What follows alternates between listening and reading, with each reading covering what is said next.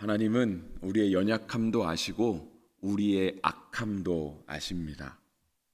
오늘 본문의 이야기는 하나님께서 도피성을 세우시는 이야기입니다.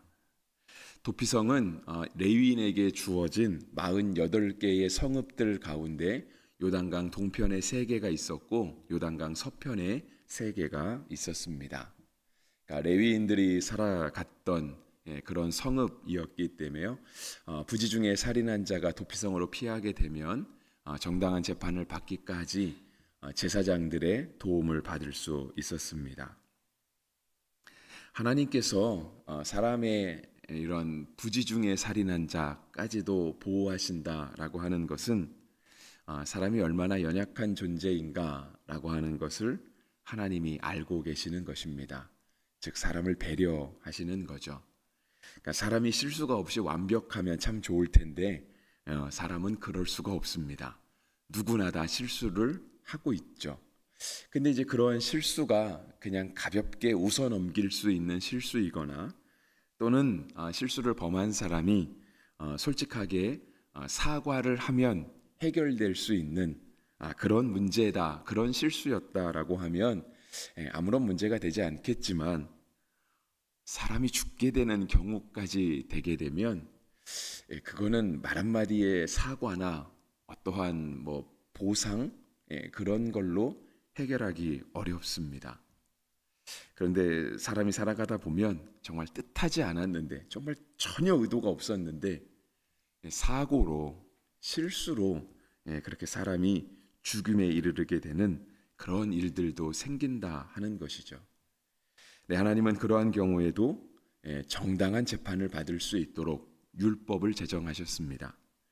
그러니까 우리가 이제 창세기부터 시작하는 이 성경의 앞부분을 지금 보고 있잖아요. 하나님께서 이스라엘 백성에게 처음 주신 율법이 이제 출애굽기 19장, 20장부터 주어져 있죠.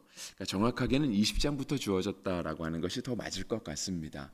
20장에 이제 십계명을 중심으로 해서 시작하고 있고요.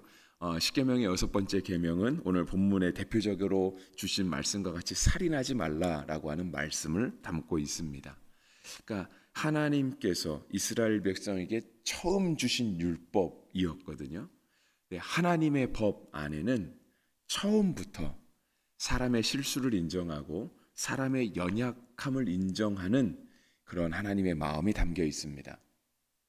그런데 더 하나님의 율법이 우리 가운데 놀라운 것은요, 정말 아주 그런 오래전 시대에 정말 이 땅에 율법이 처음 주어진 그 시대부터 하나님은 모든 사람에게 정당한 재판을 받을 수 있는 권리를 보장하셨다는 것입니다. 여러분, 우리가 대한민국에 살고 있으니까 우리나라가 얼마나 좋은지를 자주 잃어버릴 때가 많습니다. 여러분, 그래도 우리나라는 제가 100%라고 말하기는 어렵겠지만 제가 잘 모르는 게 많으니까요. 우리는 법에 호소할 수 있는 나라입니다. 자유롭게 언제든지 법에 호소할 수 있는 나라죠.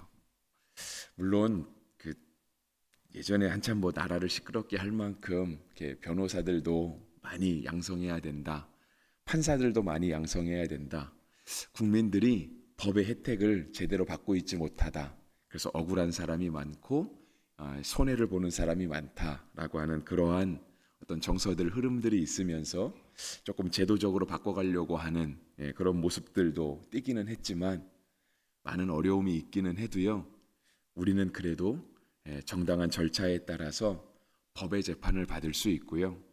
법이 유죄라고 정하기 전까지는 우리는 무죄로 인정받을 수 있습니다.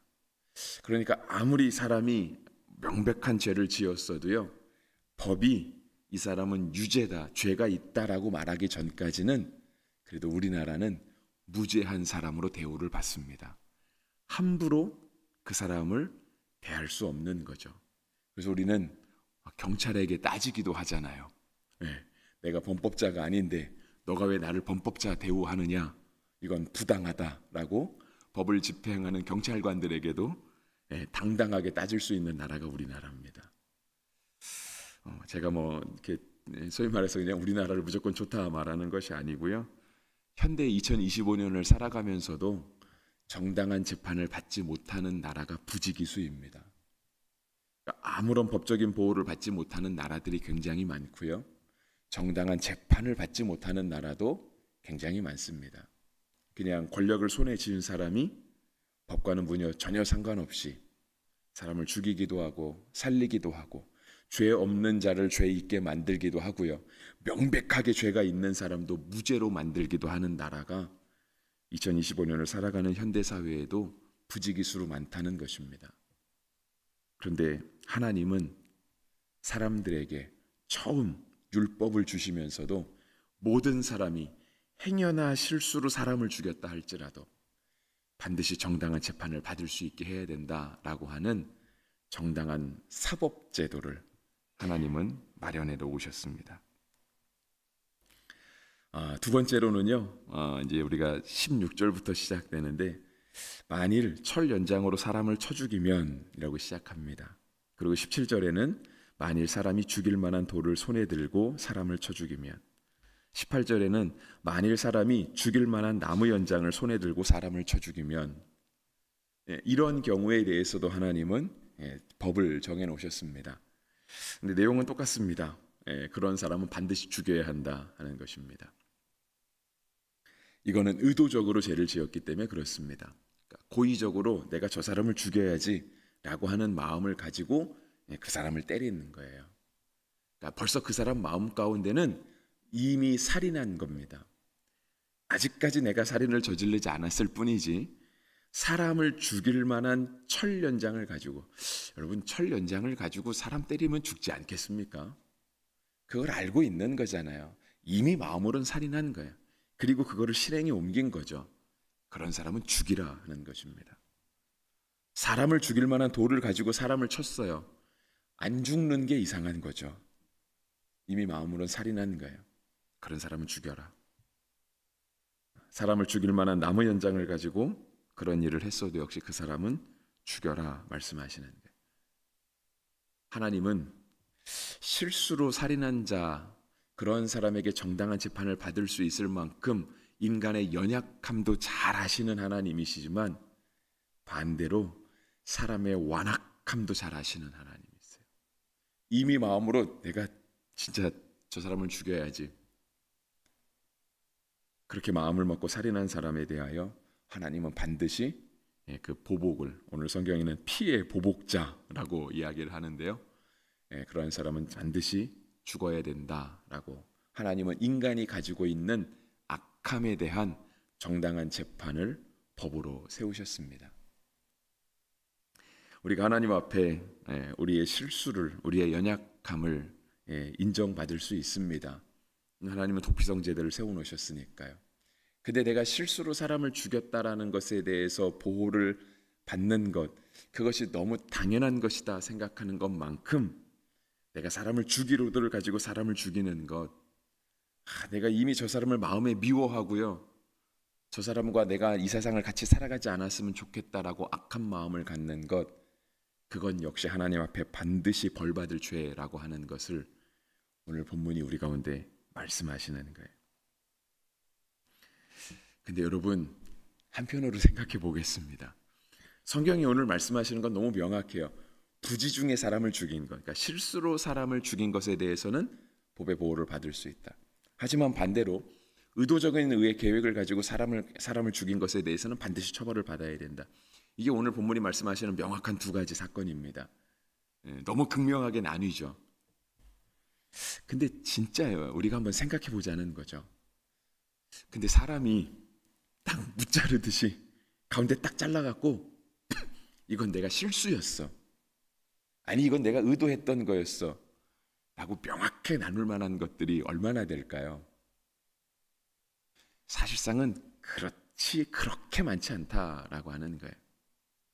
여러분, 정말 우리가 사람을 죽일 마음이 없고 내가 저 사람을 미워하지도 않고 내가 저 사람과 정말 잘 지내고 싶으면 철연장을 들으면 안 되는 거예요. 그런데 내가 저 사람을 죽일 마음은 없지만 내가 거기까지는 생각하지 않았어. 근데 우리 손에서 철연장을 내려놓지 못하면 설령 그 사람이 내가 어떻게 해서 죽지 않았다 할지라도 이미 내 마음 가운데는요 그 사람에게는 적어도 이 정도는 내가 해도 괜찮아라고 하는 그 의도적인 마음, 내가 이미 재판관이 되어서 내가 이미 하나님이 되어서 그 사람을 정죄하려고 하는 마음이 내 속에 있다라고 하는 거예요. 하나님이 그걸 모르실까요? 그거는 하나님 앞에 의도적인 죄가 아닐까요?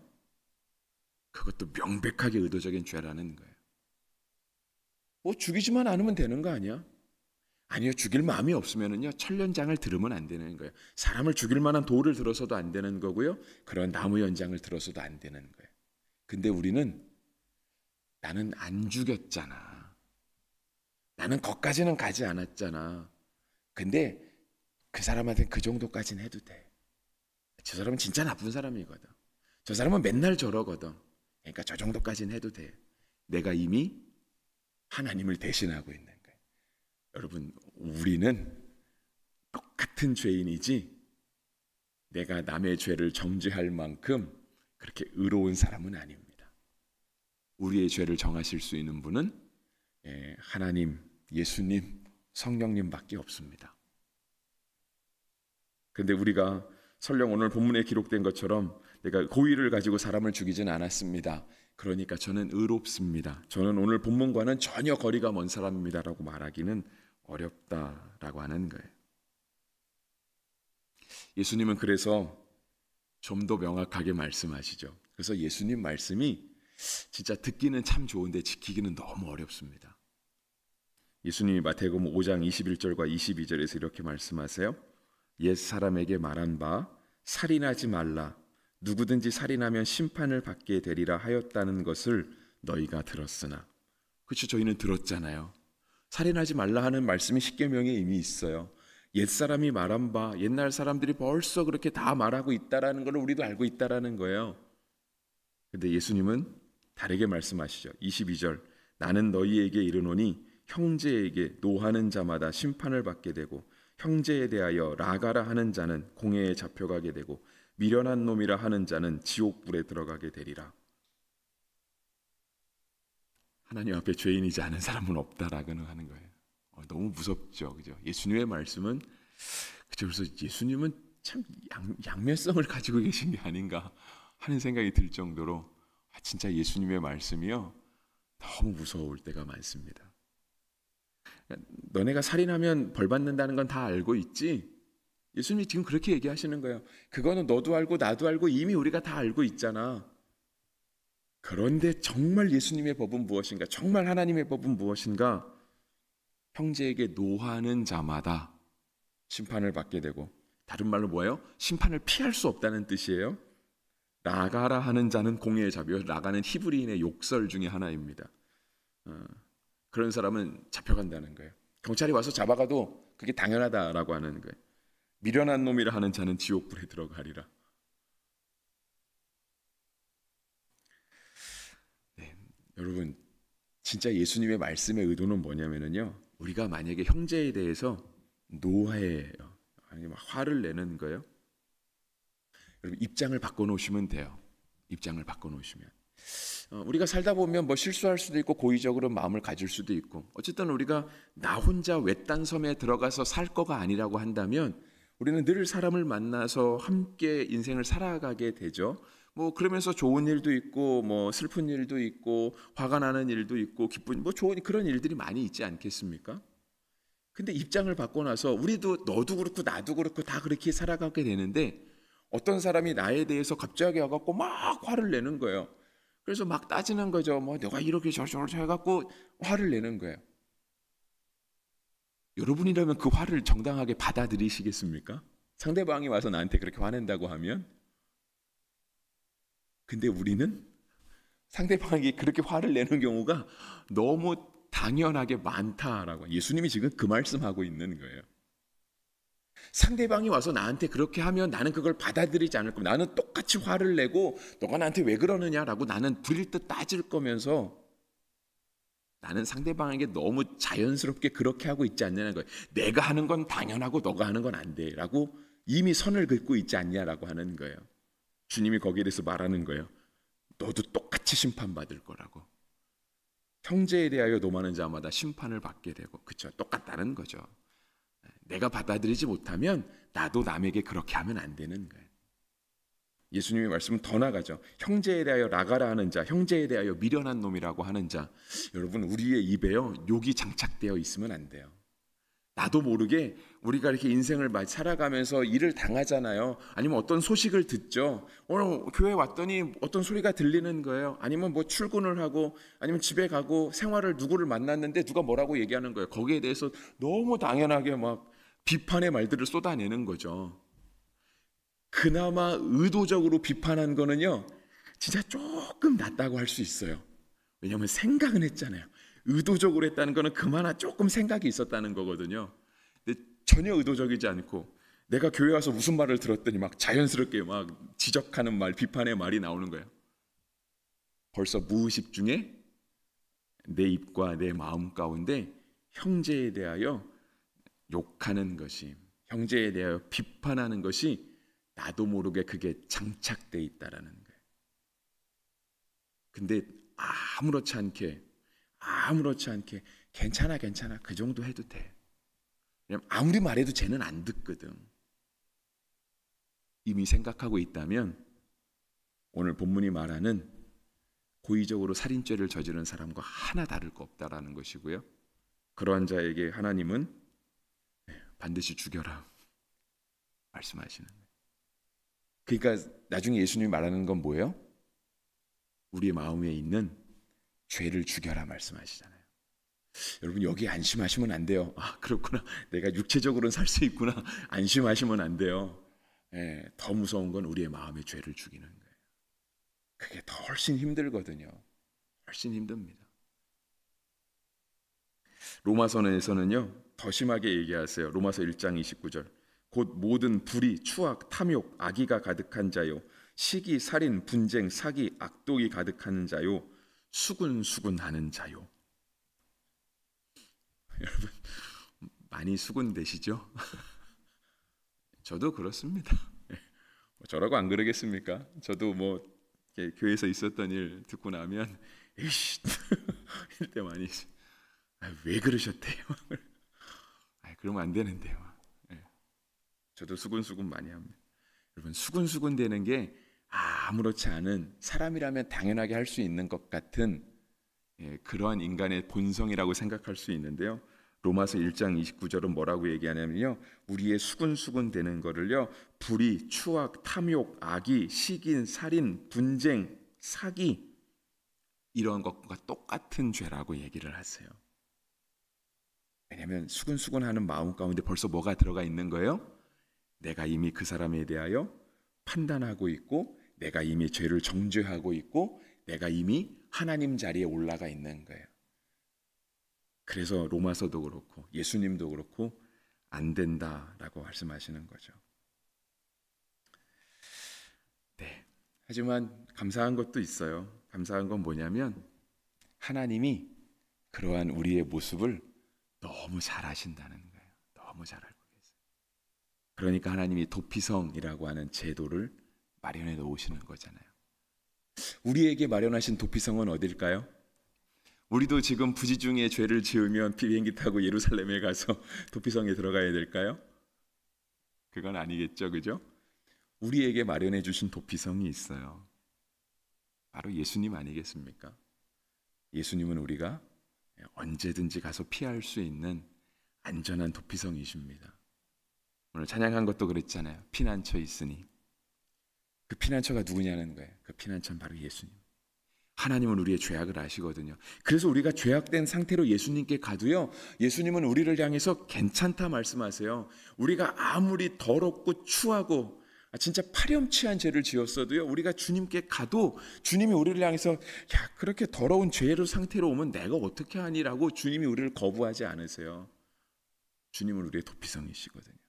주님은 우리가 아무리 추하고 더러운 죄를 짓고 가도 그냥 그 품에 안으시는 거예요. 그냥 그 죄를 주님이 대신 떠맡으시는 거예요. 그리고 나서 우리에게 말씀하시죠. 나한테 왔으니, 예수님께 나와왔으니 이제 우리는 의로운 사람이라고, 우리 이제 깨끗한 사람이라고, 더 이상 죄를 정하지 않을 거라고, 하나님의 자녀가 된다고 예수님이 우리에게 놀라운 사랑을 베푸시는 거죠. 예수님은 우리가 매일같이 매 순간순간 언제든지 달려갈 수 있는 우리의 도피성이십니다. 오늘 하루 우리의 도피성이 되시고 피난처가 되시는 예수님 안에서 거룩한 백성, 순결한 백성으로 살아가는 은혜가 있기를 주의 이름으로 축복합니다.